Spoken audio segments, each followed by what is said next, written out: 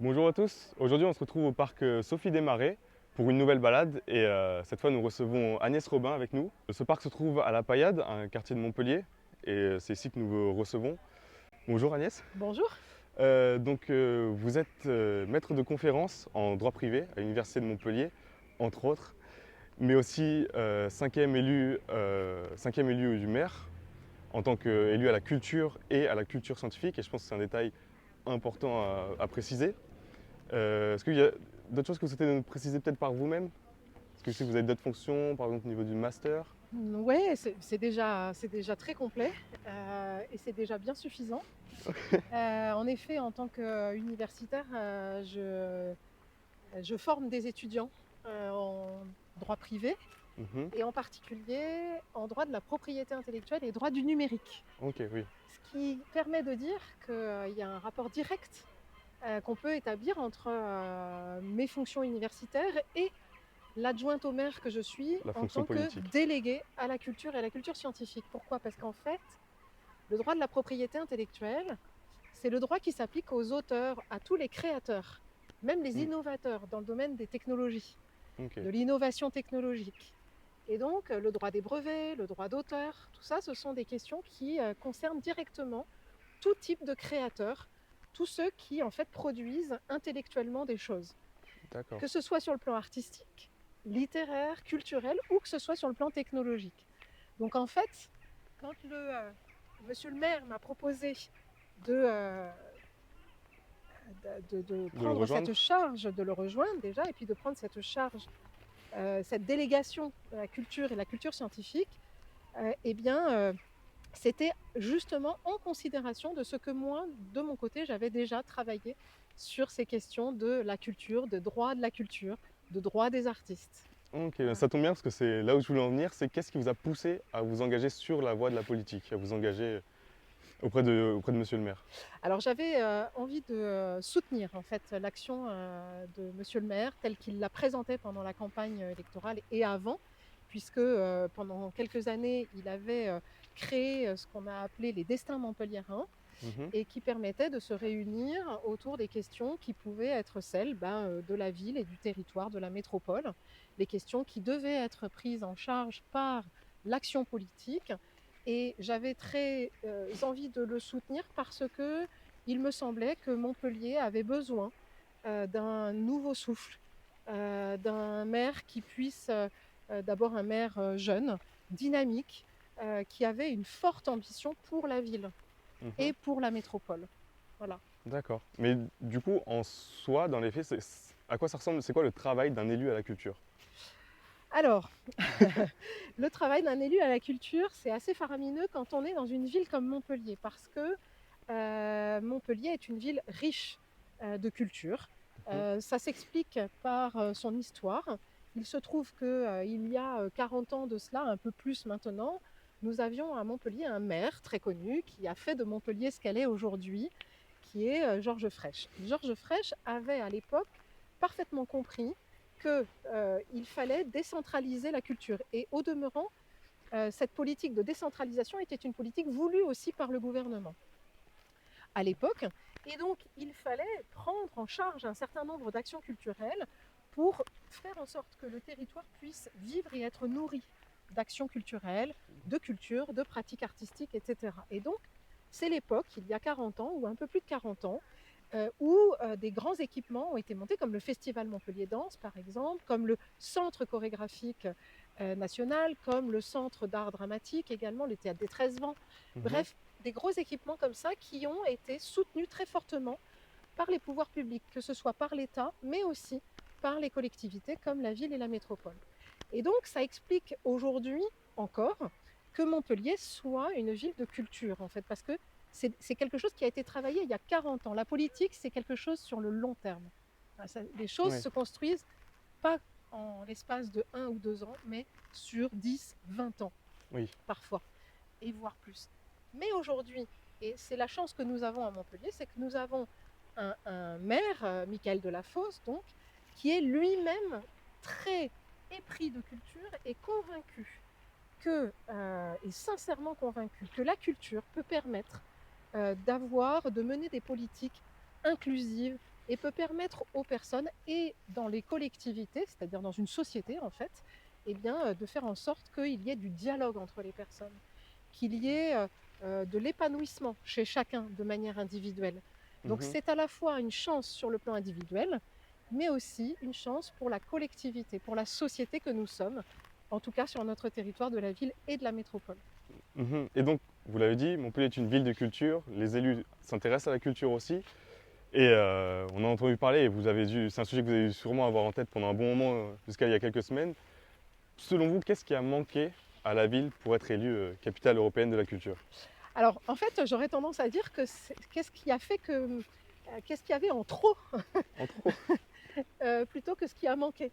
Pourquoi? Parce qu'en fait, Montpellier et la ministre de la Culture qui vient d'être remplacée là récemment, ces derniers jours, mais Rima Abdul-Malak qui nous avait fait l'honneur de sa visite juste avant que nous ne soyons, que l'audition n'ait lieu pour la candidature à la capitale européenne. Elle avait fait une visite à toutes les villes candidates. Mhm. Euh, Elle avait à ce moment-là dit, mais Montpellier finalement est déjà une capitale Ok. européenne de la culture.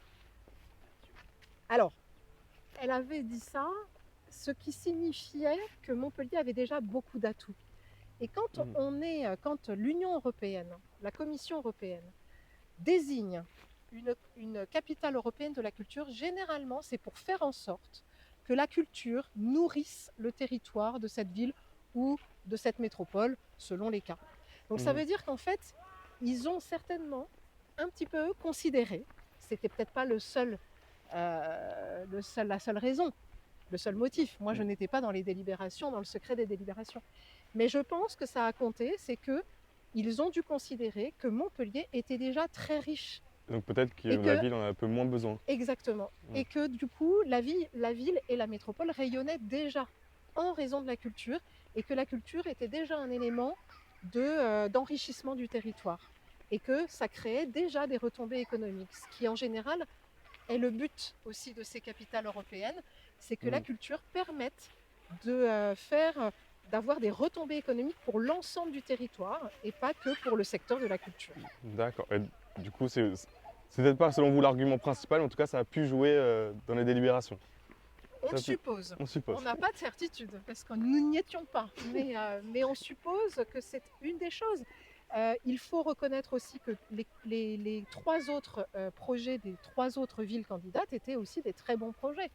Et donc le projet de la ville de Bourges, puisque c'est la ville de Bourges qui a été élue capitale européenne, Mhm. le projet de la ville de Bourges avait certainement aussi, et a, je le sais par ailleurs, des attraits, des atouts, des qualités qui ont été remarquées et qui permettront de faire vivre aussi le territoire de la ville de Bourges de belle manière. Très bien, merci beaucoup. Et bon, donc là, c'est un sujet du passé, mais plus dans l'actualité, maintenant, en ce moment et dans les semaines à venir. Quelles sont vos préoccupations à votre poste d'élu, les sujets sur lesquels vous travaillez en ce moment? Alors il y en a de nombreux et d'ailleurs ça permet aussi de répondre à la question que vous posiez tout à l'heure, à savoir quel est le travail d'une élue à la culture. Mm. C'est-à-dire qu'en fait, ben, une élue à la culture ou un élu à la culture, c'est quelqu'un qui va d'abord rencontrer tous les acteurs ou en tout cas un maximum d'acteurs culturels du territoire. Pour ce qui me concerne, c'est le territoire de la ville de Montpellier. Donc aller à la rencontre, comme je viens aujourd'hui à la rencontre de Mm. Kaina TV par exemple, et bien de discuter avec les gens pour savoir quels sont leurs besoins, quels sont leurs projets et comment Mm. ils souhaitent évoluer sur le territoire et développer toutes leurs activités artistiques et culturelles. Ça, c'est une première chose. Ensuite, il faut aussi aller sur le terrain et aller à la rencontre de ce qui se fait, de ce qui se produit. Oui. Des films, des représentations de théâtre, des expositions, participer aussi à l'organisation parfois de ces expositions. Par exemple, à la ville, nous avons plusieurs lieux où nous organisons nous-mêmes des expositions. Nous sommes aussi acteurs culturels dans une certaine manière, où nous Mhm. produisons des choses. Par exemple, l'espace Saint-Ravi, par exemple, l'espace Bagoué, par exemple, le pavillon populaire, qui sont trois espaces d'exposition très, très importants et qui sont des espaces d'exposition dont l'accès est gratuit Ok, ça c'est pour intéressant pour la tout le culture. monde. Et c'est très important pour la culture et pour les personnes qui viennent à Montpellier ou qui résident à Montpellier ou dans la métropole. Et donc, nous avons ici, nous développons ces lieux, et ça demande beaucoup de travail parce qu'il faut sélectionner les artistes qui viennent s'exposer dans ces lieux. Et puis, enfin, c'est aussi participer aux autres équipements. Donc, ce qui m'occupe beaucoup, par exemple, c'est aussi de participer à l'activité de nos très beaux lieux comme sont le MoCo, comme sont le musée d'art contemporain, donc le MoCo, le musée Fabre, et puis et d'autres encore, Cinémed par exemple. Comment est-ce qu'on participe en tant qu'élu? Nous sommes dans les conseils d'administration de ces gros équipements ou festivals, et nous participons donc aux décisions de ces activités culturelles et artistiques. Et pour finir de répondre à votre question, actuellement un nouvel équipement est en train de naître à Montpellier. Le Pic Studio? Ah, c'est pas vrai. Alors ça non, parce que ça c'est à Saint-Gély-du-Fesque, et ça c'est une entreprise privée. Ok. Donc c'est très très bien, nous en sommes tout à fait ravis, même si c'est en dehors de la métropole, puisque Saint-Gély n'est pas une commune de la métropole, mais nous sommes quand même tout à fait ravis qu'une activité de cette envergure puisse naître sur le territoire élargi, parce que nous avons développé une politique qui est une politique très forte en faveur de l'industrie créative et culturelle, c'est-à-dire de toutes les industries autour du numérique et de l'audiovisuel. Jeux vidéo, audiovisuel, effets spéciaux, production, etc. Bref, tout l'écosystème ce qu'on appelle des industries créatives et culturelles. Les ICC, donc AINA TV fait partie de ce paysage. On est vraiment dans ce sujet-là. Et donc, nous avons une politique très forte, très incitative, pour que les entreprises viennent s'installer, les entreprises mais aussi les écoles viennent s'installer sur le territoire de la ville et de la métropole, que les artistes puissent aussi développer des films. Donc ça participe de notre travail aussi. Comment est-ce qu'on met en place des budgets pour qu'on puisse aider la création et la production de films, par exemple. Donc on a des fonds d'aide, comme c'est le cas pour la région également, mais à la métropole, nous avons un fonds d'aide à la création audiovisuelle, par exemple. Mais en fait, je pensais à un autre lieu que nous sommes en train de créer, qui est un lieu qui va être destiné aux enfants, aux tout petits, puisque c'est un lieu qui va s'appeler Mille Formes, et qui est un lieu qui sera installé un espace qui sera installé à l'ancienne médiathèque Federico Fellini. On est encore dans le cinéma, mais là, c'est un lieu qui va être installé donc aux échelles de la ville, un espace qui sera dédié à l'initiation pour les petits à la création contemporaine, en fait. Et donc, c'est un lieu qui sera ouvert aux petits-enfants de 0 à 6 ans. Un lieu gratuit qui permettra aux enfants de se familiariser avec la sensibilité, qui est la sensibilité aux arts plastiques et graphiques. Et les éduquer un petit peu à la culture, du coup, dès le plus jeune âge. Voilà, exactement. Super. Vous parlez des enfants, et c'est justement un sujet que l'on voulait aussi aborder avec vous. On a parlé de ce que vous faites maintenant, mais pour en arriver là, une question qu'on s'est posée, c'est comment vous étiez petit? Comment était Agnès Robin quand elle était jeune? Est-ce que vous étiez plutôt du genre réservé, du genre dynamique? Comment ça se passait? Alors, j'étais plutôt, je pense, une enfant à la fois réservée. J'ai eu des très grandes périodes de timidité et à la fois plutôt très dynamique, plutôt sportive, oui, plutôt sportive.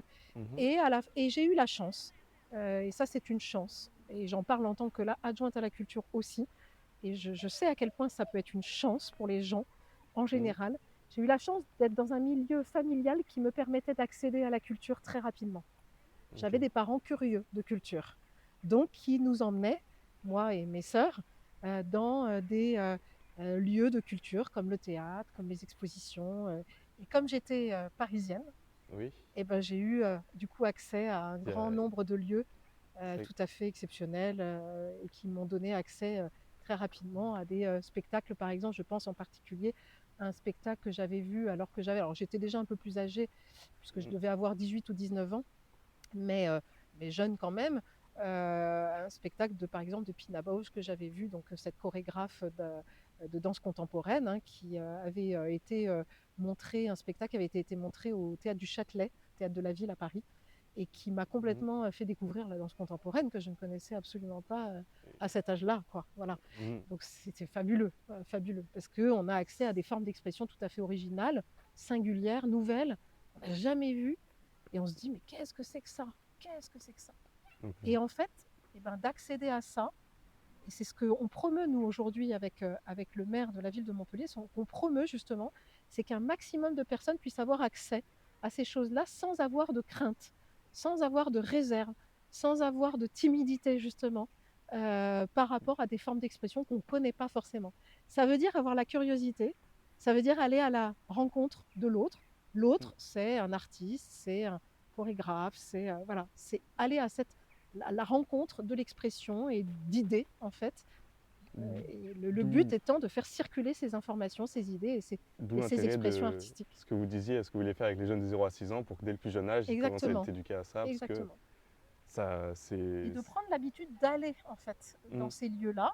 Et puis, nous développons aussi une culture, ça c'est enfin, une politique culturelle très importante aussi, qui est de faire en sorte que les gens puissent venir dans nos équipements, qui sont dotés de manière importante pour justement recevoir les publics, mais aussi on fait en sorte d'accompagner aussi beaucoup, d'aller vers les personnes pour aller leur permettre de pratiquer Un peu les pousser à sortir de leur zone de confort pour qu'ils découvrent voilà, découvrir, je sais pas moi, par exemple la danse, la musique, le théâtre, ça. le théâtre, exactement. Donc il y a Mm. beaucoup d'ateliers comme ça qui sont proposés et qu'on soutient.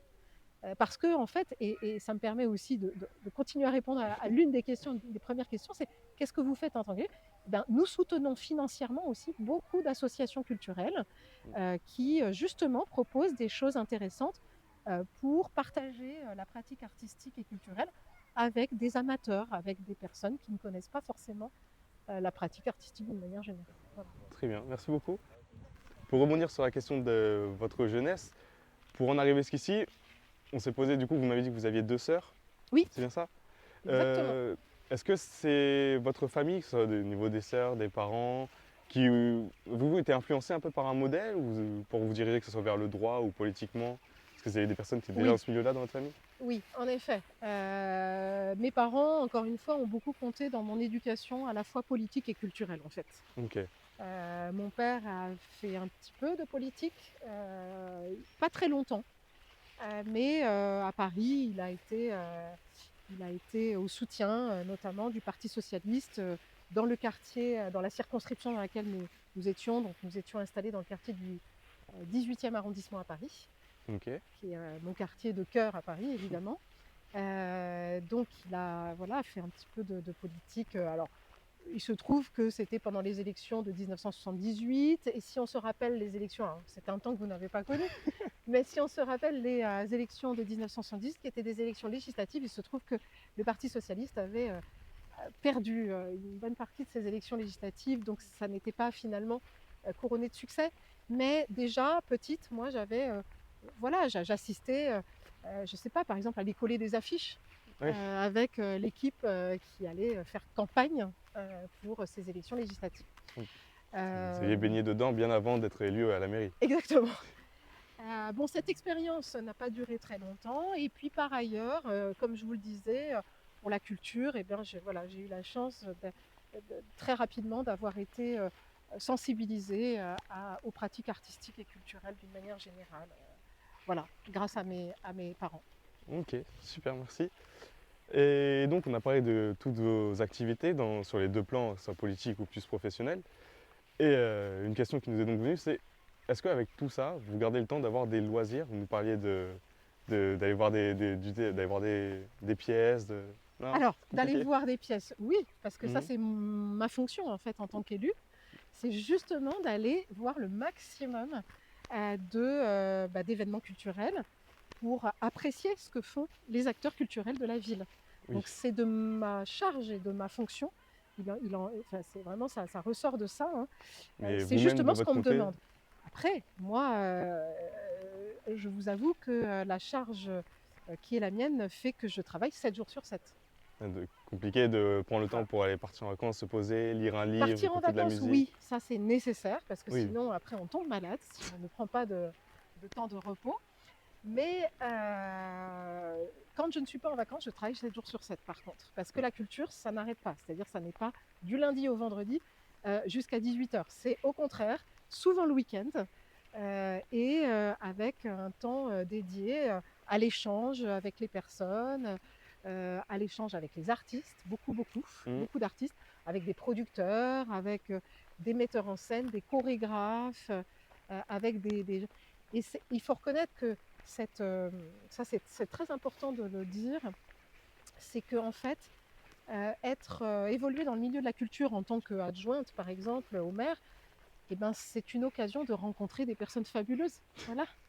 C'est une occasion de rencontrer des gens qui sont des gens qui proposent de lire le monde de manière originale, singulière.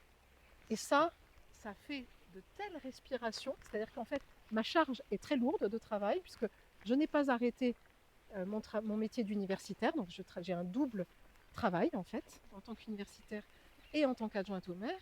Mais ça Mais vous il permet faut un peu reconnaître de que garder un lien, aller au peut-être. spectacle avec, ou voir des expositions magnifiques, ben, ça régénère, en fait. C'est ça, la culture, c'est que ça donne des respirations, ça permet de voir le monde autrement que la manière dont on nous le présente, en fait, à travers les médias d'information qu'on a l'habitude d'écouter, parce qu'il faut les écouter, bien sûr, mais ça permet aussi de lire le monde d'une manière sensible. Et Ok, ça, on s'en est rendu compte pendant le confinement, puisque nous étions privés de culture, à mm, part les lectures qu'on pouvait faire chez soi, bien sûr, ou regarder des films qu'on pouvait heureusement voir, mais de culture au sens de spectacle vivant ou d'exposition artistique, on en était privé et on s'est rendu compte à ce moment-là à quel point c'était essentiel pour l'âme humaine, pour l'esprit humain. Voilà. mm. Et pour la vie en société, pour les échanges, les dialogues que ça suscite et que ça permet d'avoir avec les C'est, autres. comment dire, c'est une façon de se libérer un peu et de, comme vous le disiez, De j'aime beaucoup la s'échapper, formulation de voir la vie absolument, d'une autre manière. tout à fait. Et aussi, vu que ça vous intéresse beaucoup personnellement, ça vous permet, c'est votre forme de loisir et dans cette partie-là de Il pouvoir. fut une époque quand j'avais du temps où je faisais du théâtre, où je faisais de la danse contemporaine, chose que Mm, je ne pratique plus du tout aujourd'hui. Vous voyez que ça m'a amené aussi, enfin, oui, à toute la. mon enfance, puisque c'est la question que vous me posiez, m'a amené aussi à pratiquer le théâtre en particulier et la danse, qui sont deux esthétiques, deux pratiques artistiques que j'adore. Ok, super, merci. Du coup, avant de conclure, j'aurais voulu d'abord vous poser une question sur plus le niveau international. Du coup, on a parlé de plutôt localement, mais au niveau national international. Est-ce que vous avez aussi des préoccupations? Est-ce que vous êtes aussi est-ce que vous, comment dire, votre travail se tourne-t-il surtout sur la ville de Montpellier ou est-ce que vous avez aussi des charges qui se tournent vers le niveau national et mondial? Non, alors je n'ai pas de charge ou de fonction élective à venir sur le plan national, ni même sur le plan international. Par contre, dans mon métier, mais là d'universitaire, moi je suis amenée à faire des conférences dans différents pays ou dans différentes villes de France, selon les échanges que j'ai avec d'autres universités. Je travaille avec des gens de beaucoup de pays différents, euh, dans les axes de recherche qui sont les miens, puisque quand nous sommes universitaires, nous travaillons à la fois comme professeurs, mais aussi comme chercheurs. C'est-à-dire que Oui. nous menons des recherches, nous écrivons, nous publions des livres, des articles, et ces livres et ces articles me permettent d'aller à la rencontre d'autres universitaires dans des pays différents. Il m'est arrivé de voyager en Chine, il m'est arrivé de voyager en Afrique, au Sénégal en particulier, au Canada. Je vais y retourner encore cette année. J'étais à Salzbourg, en Autriche, il n'y a pas longtemps. Bref, ça me permet de voyager aussi et de mener mes recherches aussi sur le plan international. Euh, et pour reprendre le terme de préoccupation que vous avez mentionné, Mhm. les préoccupations que j'ai, c'est les prochaines préoccupations, elles vont arriver très vite, ce sont les prochaines élections. Et je souhaiterais simplement insister sur un point qui est l'attention que l'on se doit d'avoir sur les élections européennes. Parce qu'elles sont souvent négligées par les citoyens français, ce qui est fortement dommageable parce qu'aujourd'hui, compte tenu de l'Union européenne, de ce qu'elle représente et de toutes les compétences qu'elle a, eh bien, en fait, il se trouve que voter pour nos représentants européens, c'est très important parce que beaucoup de choses aujourd'hui se décident au niveau de l'Union européenne.